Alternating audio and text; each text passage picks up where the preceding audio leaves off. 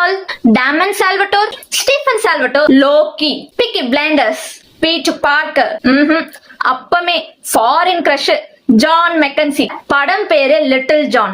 கதை சொல்றேன் கேளுங்க. முன்னொரு காலத்துல சிவனும் பார்வதியும் ஆனந்த தாண்டவம் ஆடிட்டு இருந்தாங்க.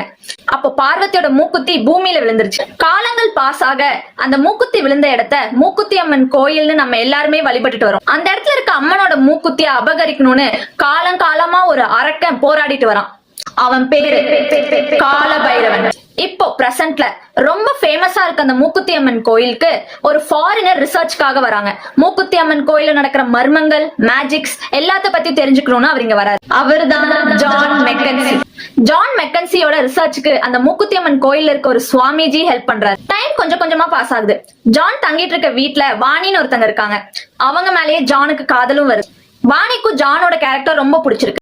ஒரு நாள் கால பைரவன் அம்மனோட சக்தி குறைஞ்சிருக்க சமயத்துல அந்த மூக்குத்தியை அபகரிக்கலாம். ஆனா சுவாமிஜி அது தெரிய வந்து அவர் எப்படியோ அதை தடுத்துறாரு. மூக்குத்தி அம்மன் கிட்ட இருந்து அங்க பக்கத்துல இருக்க ஒரு புத்துல விழுந்துருது. மூக்குத்தி காணாம போக போலீஸ்க்கு ஆல்ரெடி அங்க ரிசர்ச் பண்ணிட்டு இருக்க ஜான் மேல சந்தேகம் வருது. போலீஸும் ஜானை அரெஸ்ட் பண்ணிடுறாங்க. போலீஸ் கிட்ட இருந்து எப்படியோ ஜான் தப்பிச்சிடுறாரு. தப்பிச்சு சாமிஜி கிட்ட வராரு. சுவாமிஜி எப்பொழுது போல தன்னோட பவரை யூஸ் பண்ணி ஜான் நான் உன்னை எப்படியாவது மறைச்சிடுறேங்கிறாரு.